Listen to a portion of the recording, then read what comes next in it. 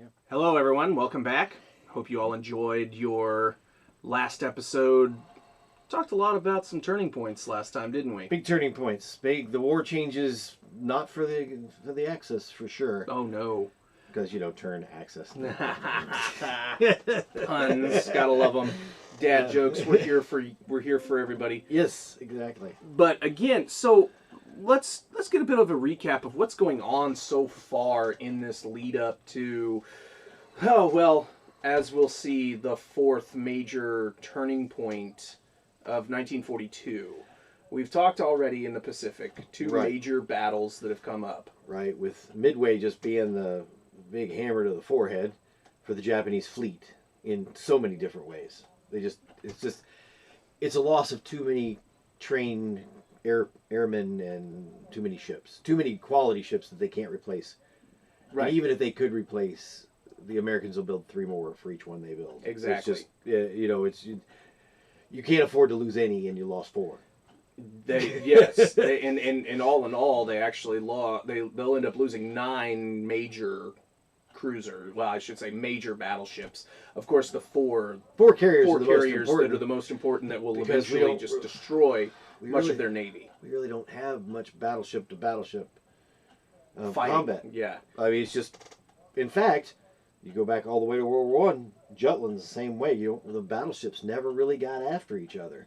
It was mostly the planes. They're too expensive. They're too big to fail. You can't afford to risk them because they take so much treasure to build, and you have so many sailors on board that you just losing them is a catastrophe. Mm-hmm. So you end up using airplanes because they're cheap. You can build thousands of them. And how easy is it to train a guy to pull up on the rudder and push down on the rudder and blah blah blah? Hey. Well, the Japanese proved that later. that it's really easy to train them to do. If you don't bother with landing, it's easy. Who needs landing crafts? Who needs landing gear, right? Yeah, it's kind of silly, but yeah. But again, it's true. Midway, turning point in the Pacific. We've got it in the European theater as well. By 1942, you've got 2 battles that come through. One on the Saharan. Saharan. The Africa Corps. Yes, there you go. I mean, it's El Alamein. Even if you did a what if of, Rommel wins, the Americans land in the West a month later. Correct. Mm-hmm. Unless he can take Cairo and the Suez Canal and hold them somehow, it seems unlikely that once the Americans flood their men and material into North Africa, it would have delayed the end of the war. But Africa is not a critical theater for anybody but the British. Yeah, because again, I guess the Italians. Yeah, but they're already a second fiddle by the time we get to this point. Exactly. Hitler has taken over the war. Well, he's definitely taken over at least mostly of North Africa because yes, you get some of those Italian troops in El Alamein and also around that Tunisia, Kesselring Pass. But again, most of your fighting troops are German. Yeah. And the ones that are doing things well. Yes, are German. Right. You see a few 17th Panzer. I can't remember. You see a few of those. Possibly of the Italians, but again, they're not much of the fighters, and that's where I think a lot of those people who are looking at it in this time of 1942 that this Axis power, it's really just Germany. Really, you got Japan in the Pacific, Germany in Europe, and really Germany's push, and that's really what we're aiming to talk about today, is into the Atlantic. Germany's not a naval power. They aren't, no. They tried the whole run up to World War I. They were trying to build battleships, but then the British just started building 2 for every one. Yeah. Kind of showing the Germans this wasn't really going to happen. But Kaiser Willie there didn't pay attention. He was all about national power and pride. Right. And cool mustaches. Oh, yeah. But, in that whole war, you have one major battle, and sea battle, Jutland. Right. Which is a draw, basically. You're right. I mean, it's a win for the Royal Navy because the Germans don't break out of the blockade. True. So You know, I guess you'd have to call that a win, a strategic win and a tactical draw. How about that? That's a good point to put it in. You know, the battle was inconclusive, but therefore tie goes to the blockade.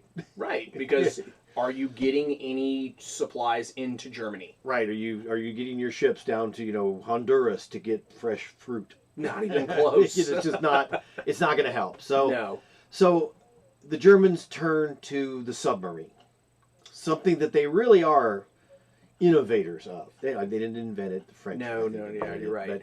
But they really start. They really master the idea of sailing underwater and then attacking, usually from above water. At this time, most submarines didn't do the cool, captain's got his hat on backwards, firing torpedoes. Most of the time, Right. they surfaced and used their deck gun to pound merchantmen into submission. It was only later, especially once American air power becomes such an issue, that the Germans just stay underwater. They have the snorkel, which allows their engines to breathe. I don't remember how deep, but deep enough that you're pretty much immune to anything but bombs. Machine gun fire is pretty useless after about 6 feet. Yep. If you ever seen that one, what's the name of that show? The two Mythbusters. Mythbusters did that with like a submachine gun, and that was like 2 feet of water. Yeah. You're basically immune to bullets. Yeah, it literally just breaks apart because of the surface tension of the water and the amount of just resistance. Yeah, it's just too much resistance. Bullets are meant to fly through the air, and they don't work. Not a semi-solid material like water. Right. But at the beginning of World War II, the Germans have a plan. Dönitz, the admiral, has a plan Z, which is kind of weird. That's weird. Did you come out with 26 plans, or did he just start at the back end to be different? I don't know. Maybe he was working his way to who knows? His desire is to build a submarine force, a strong submarine force to choke Britain out. Because in World War I, they came close. They did, didn't they? I mean, the rationing and the shortages in England during World War I were pretty severe. And so, if we could just do this on purpose early, right? Maybe we can choke them out by 42 or 43. Now, we're talking again, as soon as Hitler invaded Poland in September of 39, right? The admirals of the Navy start throwing their subs into but they don't the water. have a lot yet, because the plan was really to be ready by 1943. Okay. The Navy, that's weird. Of course, Navy takes longer. Ships take 2-3 years to build sometimes. Right. I mean, submarines are fast, but then you have to build them, then you have to train them up to work. I mean, it takes a while. It's why, even through the Cold War, the Russians, when they did their draft, if you were drafted into the Army, you were drafted for 2 years. If you were drafted in the Navy, it was 3. Oh. Because it took longer to... You have to be more professional to be a good sailor. It's just, that's the way it is. Well, and we see that with other professional navies. We mentioned the Japanese before. Very much. The fact that, again, these Japanese sailors are more geared toward being gentlemen, not so much this ragtag group of people that are going to shoot them up. Yeah, you can't be a maverick, really. Right. As a naval aviator, you have to be on the ball all the time, every time. Right. Because, landing on an aircraft carrier is an inherently unnatural act. You've got this one little cable that's going to stop you from being flung into the ocean. I think I'll be okay. And you got to be turning your engine off, basically, to get stopped, so you don't have enough power to get to the other side, assuming there's not a bunch of planes parked in your way. Right. So it's just not, you have to train over and over again. And, regular sailors, same thing. It's being a sailor is a different type of combat bravery than you would see in an army. Because literally, you might have a guy whose only job is to be squirting oil on an axle. Sure. Or a turbine that's going, and to keep it from overheating. And that's Right. what he's got to do. Right. No matter how many bombs go off, no matter how many times the He's ship still gotta lurches left or right, He's got to be doing squirting his that oil. job. And he can't do anything else. That's the only contribution he can make to the battle. That's crazy. I mean, it's a different kind of bravery for sure. I mean, because how many times have you heard soldiers in World War I, World War II, any major conflict, they jump from being artillerymen to an infantryman in no time flat, and boom, they're right there in the middle of the battle. Yeah, or they, like an Audie Murphy who can take take charge of his situation, Right. and cover himself in glory individually. Sure. But ships require crew. It's purely a team sport. I mean, there's just no other way to put it. And basically your captain is your quarterback. Yeah, he's the one that gets the glory or the blame if things go wrong. Yeah, exactly. But the Germans, when the war starts, they don't have but like a dozen submarines that can get out on the other side of England. They're all short-range type, Type 3 submarines. Yeah. And so they built Type 5s and then Type 7s, which are the ones that fight the vast, kind of like the Sherman tank for the water for them. It's the one they use for the vast majority of the war. There's some early versions and then there's a later one, but they don't make a real big difference. But these ships, when they get out there, you've got just complete brain lock. I'm trying to think of the guy's name. It'll come to me eventually. If I try too hard, we'll just sit here for 15 minutes and watch me stare off into space. But the admiral, the guy who was really the Navy guy, who was a submarine guy, I should say, for the German Navy, he develops the wolf pack concept. Mm-hmm. The idea that the submarines are out there, they're floating along, they're doing their individual thing.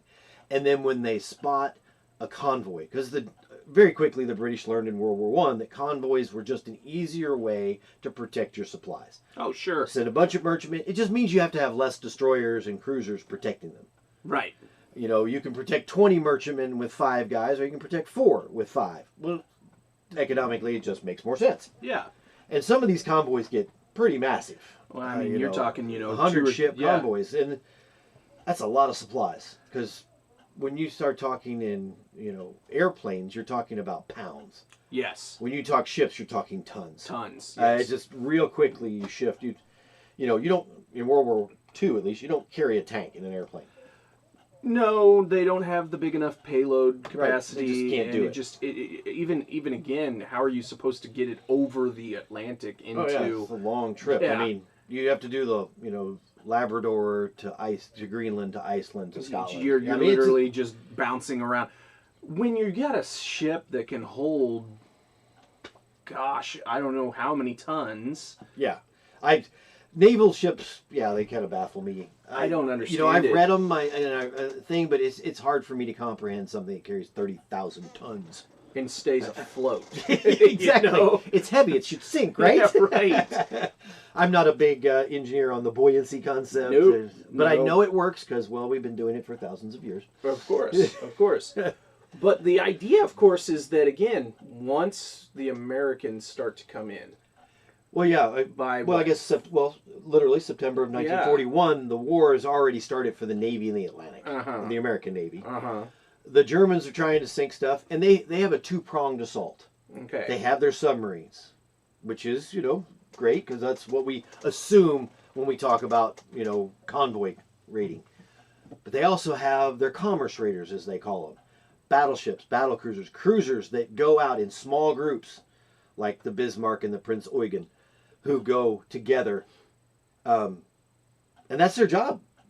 Because, trust me, when they find a convoy, it's toast. They're because hands on deck, Bismarck can fire 20-some miles with its big guns. Yeah.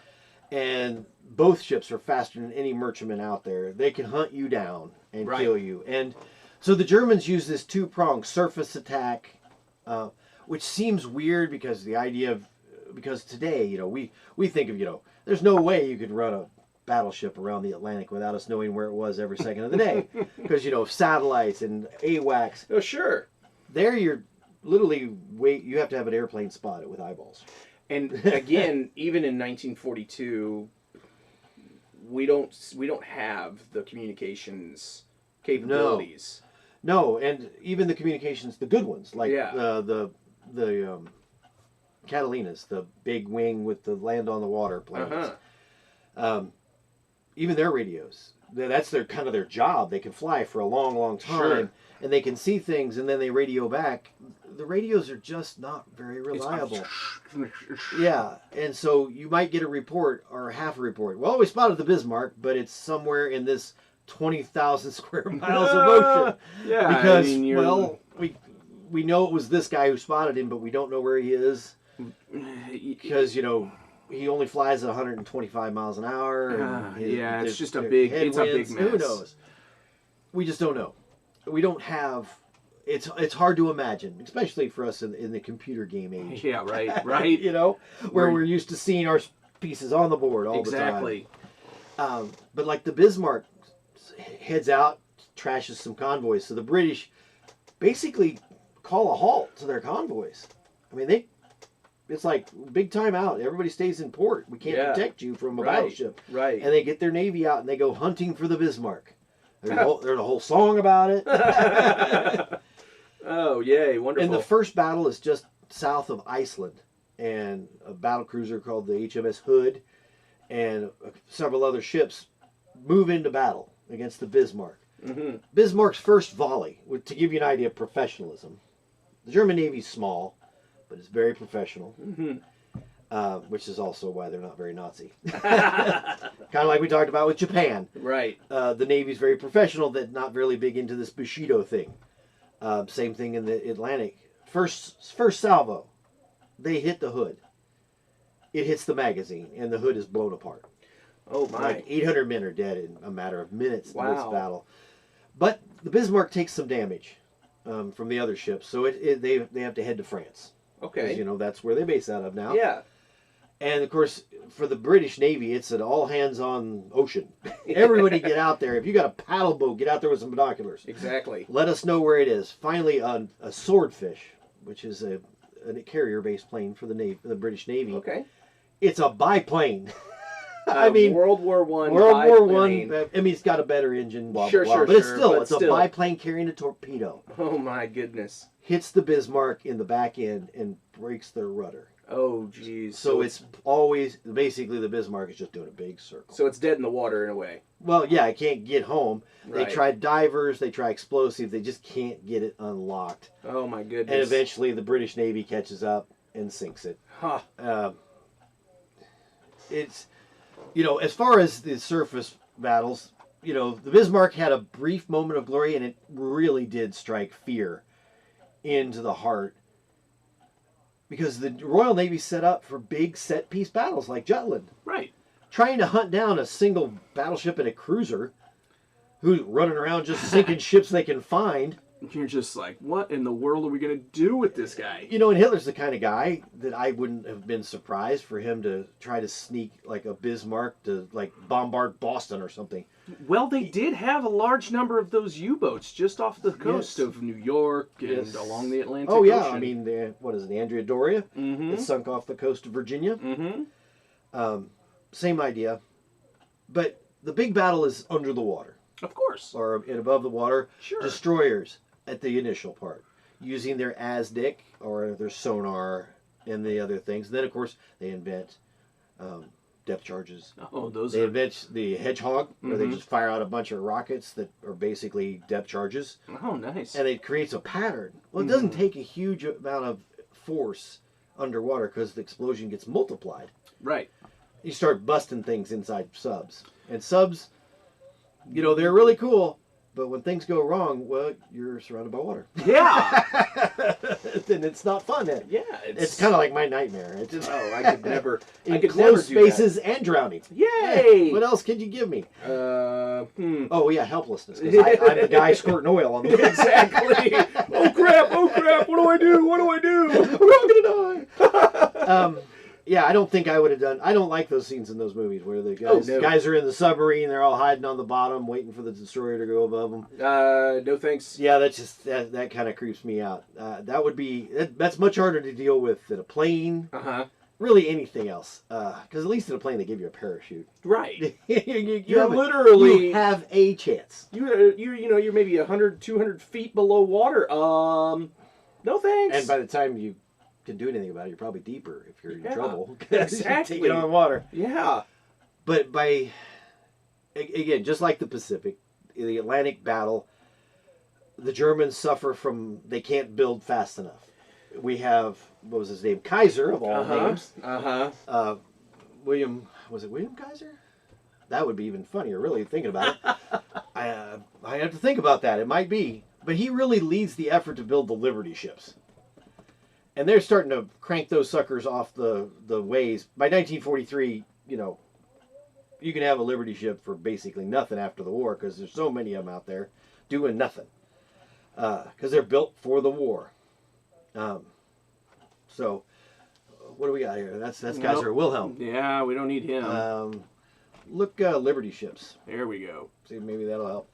So yeah, we'll get some information here so we don't look so silly.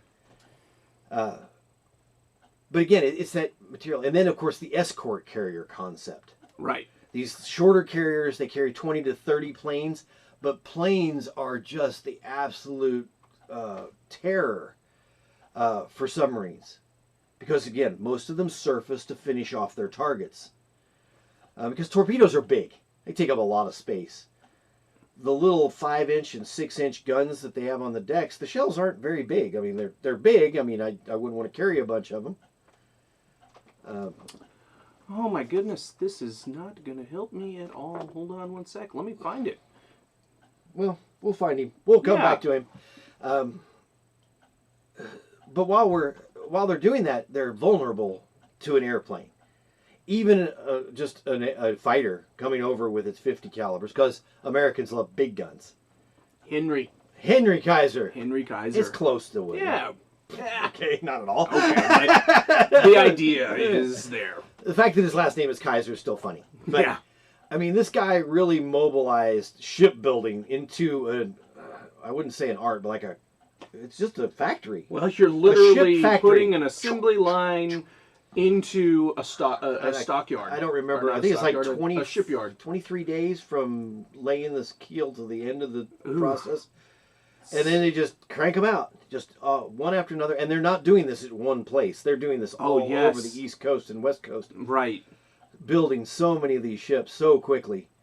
And a lot of people didn't like the Liberty ships, especially the older merchant marine people, because they were kind of, well, shoddy. They were the Kmart special of ships. And some of them, you know, got put together on that Monday morning after a big party. And they get hit by a couple rounds and they literally break apart because they weren't sealed properly. Right. But then others would take whole torpedoes and still make it to port. So the design was good. Right. And it's just sometimes things didn't work. Some of the things I just found here. It took a normal ship 230 days from laying the keel to shipping it out to almost 5 days. 5 days. 5 days from start that's much faster than I thought. Finish. Heck, even at 30 days, it was crazy fast. Well, and but that's the thing. 40 times faster to put out. Mm-hmm. And do we have tonnage? Because we want to play that game. Let's see here. For a Liberty ship. Not seeing much of the tonnage in it, but I mean, they were not huge, but they weren't small. No. Medium-sized merchant vessels, cargo vessels. Really, that's what they did. Right. Although they carried pretty much anything you stuck in them. I know some of them carried troops, some of them carried cargo. Most of them were cargo. Right. Because that's easy to do. Putting in troops, you have to have, bathrooms. Yeah, well. I guess you have everybody hang over the edge, but that's kind of awkward. That's a little weird. Especially if it's storming. Yeah. But as 1942 wears on, let's just put it, by the end of the war, the Germans sank 3,500 ships. I read the tonnage numbers, but it doesn't mean much to me. 3,500 ships. That's a lot of ships. At the rate they were going in, June of 1942, their real peak. Mm-hmm. If they would have kept going like that for another year, Britain wouldn't have had any boats. And wow. And the dream of choking them out would have happened. Reality. It would have been reality. So in other words, if Hitler keeps his mouth shut on December 8th and doesn't declare war on America, yes, we're technically in a state of war. Well, but that's a quasi-war. Right, but we wouldn't have been sending all those escort carriers, all those combat forces out into the Atlantic. They would have been reserved for the Pacific. Wow. That would have been a huge what if. Admiral Canaris had the plan, or donuts. Man, I can't remember his name. It's okay. Look up German admirals for World War II. All right. Because one of them is like the big guy who's kind of the head of the war, and Canaris is like the end of the war. He was like more of naval intelligence, but he just ends up being the guy who surrenders. Karl Donitz. Donitz. What a name, Dernitz. Kettle. Yodel. Spear. Eric Rader. Anyway, you're not going to want to know about all those specific guys. But anyway, if you ever get a chance, reading about the German Navy in World War II is an interesting read. Right. Because it's, again, a different kind of group of people. Very much more professional. You do have crazy Nazis. In fact, it's because of crazy Nazis in the Navy that the British break the Enigma code. Right. Because every message, this Enigma code is a complex mathematical cipher system. Oh my goodness, it's and terrible. It was just, the British are looking at this and it's like, we have no idea what this stuff means and how it's connected to the thing. But the problem is, because of party loyalty, or whatever you want to call it, PC for them. Yeah. Being politically correct, every message ends with Heil Hitler. So you have a 10-letter group at the end of every single message. And once they figure out that means Heil Hitler, you've got, what, 6 letters? Yes. Out of the alphabet already, including an E and an I, which are, you get those vowels going. Oh my gosh, you're in big If you've ever done any business. code-breaking stuff, once you get the I and the E, right, you can really start rocking. That's why in Wheel of Fortune, a lot of the people go, let me buy an I, can I get an E? Yes, because can I buy an A? Your problem. Yeah, and you're right. So the idea now is that by 1942, we are really in business, both on the Pacific and the European theater. Well, it's the only way we can get into the war effectively. Right.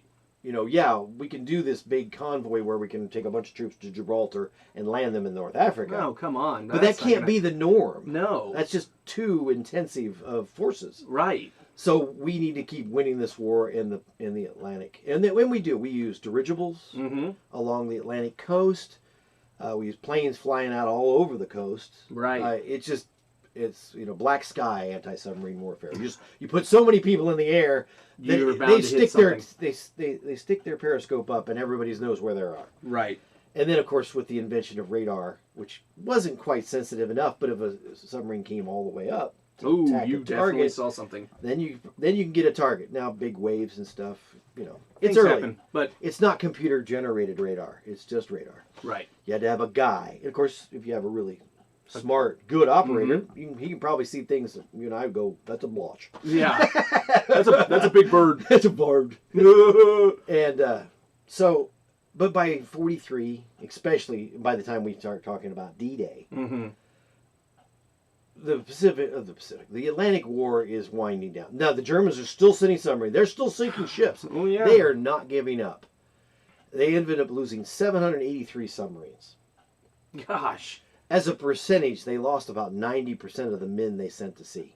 That is a huge percentage. Why would they continue that? Because it was working. Oh, yeah. And really, you could build, I don't even know how many submarines for the cost of one battleship. That's true. And you could hide them much easier. Good point. You have the submarine pins in Le Havre, in France, in Cherbourg, and these places. You stick 2 or 3 submarines in a fairly small area. Good point, yeah. And they can't really conquer the ocean for you, but they deny the enemy the freedom to do whatever they want. True. You have to keep spending the resources on these destroyers and on these escort carriers. You can't just say, oh, we're good now. We're going to go build battleships or whatever. You got to keep fighting the fight. So it's almost like a mosquito, if you will. Yeah, in a lot of ways. By 44, I'm sure that's probably what a lot of the submarine commanders... pesky little mosquitoes. They were probably looking for ways to stick and move. Yeah. I mean, I want to hit that. I want to hit that ship, but I want to be gone before anybody gets close. Which you start seeing the change in tactics from surface to and then, of course, night attacks are always best. Right. Oh, because, then radar's not good enough, and airplanes aren't really a threat. Right. But the Atlantic War ends. Well, spoiler alert: the Allies win. No. Yeah, you thought this time they might have pulled it out, right? Dang it. But it changes everything because the convoys going into Soviet Union, convoys going into China. I mean, I know that's a different war, but the mass naval power, not just guns, but ships and supplies, that the United States poured forth, it was almost like an explosion of stuff. You Yeah. know, by the time the war's over, everybody in any country has something that's got "Made in USA" on it. You betcha. Whether it's a tank or a T-shirt, because that's what we do. Right. So, and the only way to get it there is to win this battle in the Atlantic. Exactly. So anyway, please make sure you join in next time. We are going to get into some of the more... We might go get some Italian. Oh, I like Italian. Their lasagna is amazing, right? Yes. So, please join us next time. Hopefully you will like, subscribe, and share. Yes, I appreciate it. Yes. Take care.